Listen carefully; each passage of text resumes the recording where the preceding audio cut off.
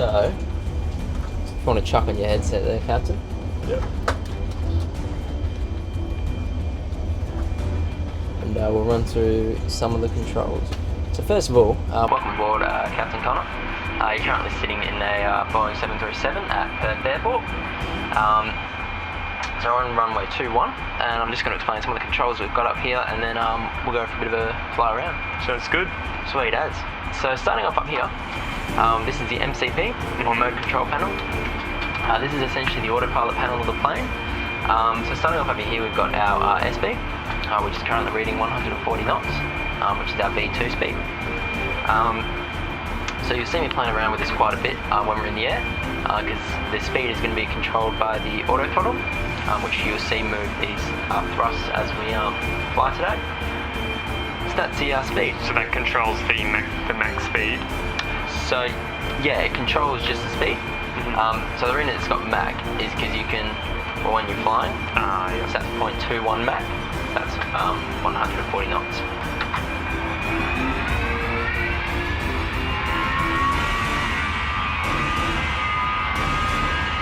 Keep a hand on this, would you say, or? Good man. He knows. So keep your hand on there until V1.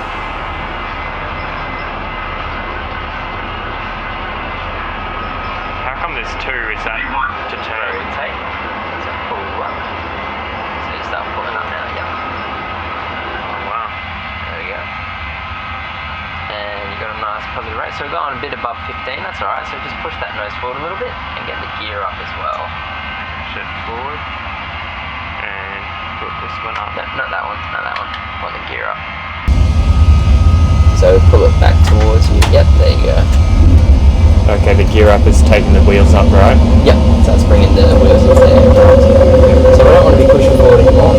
So what we want to be doing is we want to climb up to about 3,000 feet. Okay. So at the moment we're in a bit of a turn, aren't we? We can see we're in a bit of a turn by this display down here. Who's doing that? That will be you. So what you got to do is just got to, nope, other way, there you go. And push that nose forward a little bit, because you want to level off. We're going a bit past 3,000. Nice up here. So you can bring that nose up a little bit more. Not too much, you just want small movements. So I don't want to be, jerking it around, because it's a bit uncomfortable. Like that. For the passengers in the back. You can see Perth City's just down here. And you see the auto throttle as well, as I said before. See how it's moving the control, the thrusts by themselves? Yeah.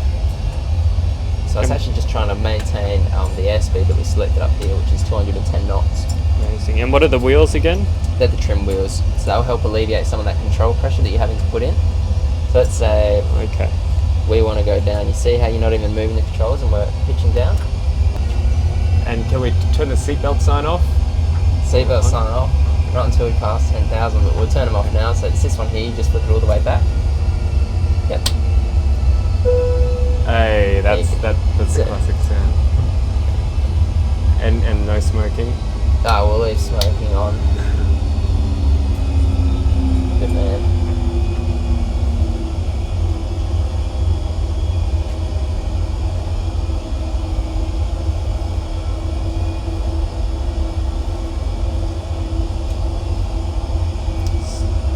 So how come it's turning? I'm not doing that, am I? So that's the inertia. That's what I was talking about before. When you have an input for the turn in, it's going to keep turning, but we also don't want to crash in those buildings. So we're going to level out. So you're going to turn back over to the, yep, good job. So you can see the airport's just down here. So we're not landing there yet, so we're going to go past the airport. We're going to come in on the opposite runway we took off from. Just bring that nose up a little bit. And bring that nose up because we don't want to be going towards the ground.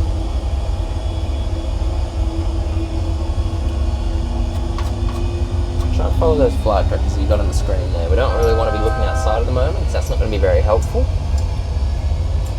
So turn back over towards the left. No, left. There we go. Yeah, those flight directors are hard to follow, aren't they? They are difficult to follow, but you also got to be pretty focused on them.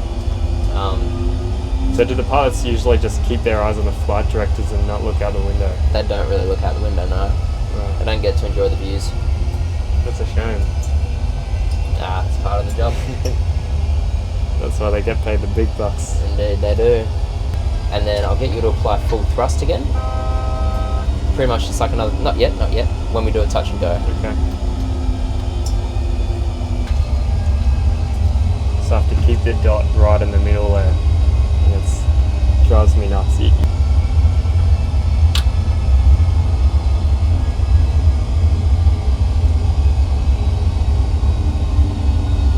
Bring that nose up a little bit. We don't want to be nose diving at the moment.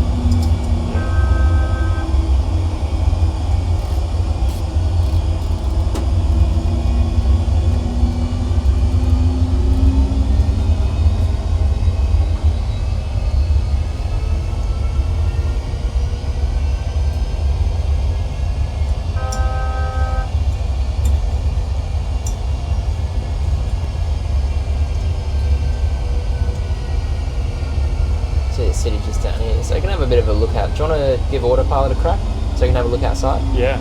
So you don't want to just let the controls go. See how we're going down? Yeah, shoot. So you want to try and maintain those flight directives, because that's what the autopilot's going to follow, right? Mm-hmm. So try and get back on those flight directives. No, other way. There you go. Now you can press the Command A button, so this one here. Mm-hmm. Yep. But when it comes to takeoff and landing, you can't leave that autopilot on, can you? Landing you can. Okay. So there's such thing called an auto land, and the plane will land itself. It's rarely used, really only for proficiency and if the weather's really bad, like low visibility or something.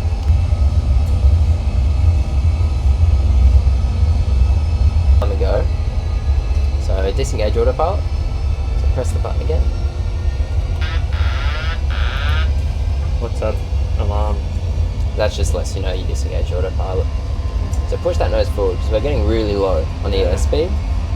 And low airspeed means that we're going to stall. We don't want to stall at the moment.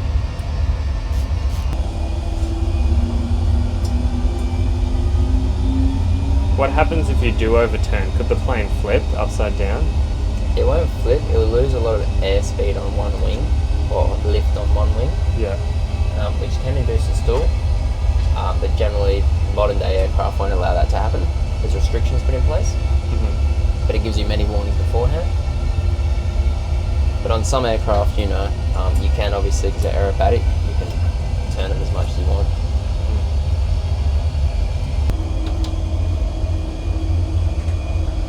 Remember, sit back in your chair a little bit. We don't want to be, hunched over like a whale. Glide slope. It keeps saying glide scope. Glide So slope. glide slope just means you're below where you should be. So you just got to hold off that altitude as you're doing right now, and it will go away. And then you got to follow those flight directives. Glide slope. 300. Glide slope. How do I stop the glide scope? Just hold it Glide there at the slope. moment. You're fine. 200.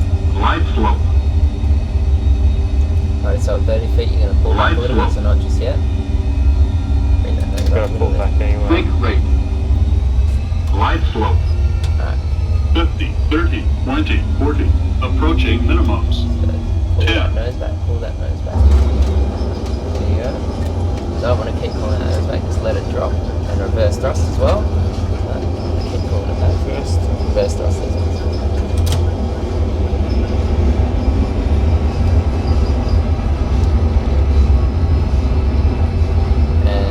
Disengage reverse thrust. I got you there. And we'll come to a full stop here. If you want to set the parking brake as well, so this one's just pulled back. Cool. Beautiful flying, well done. Thank you very much. Didn't kill anyone today.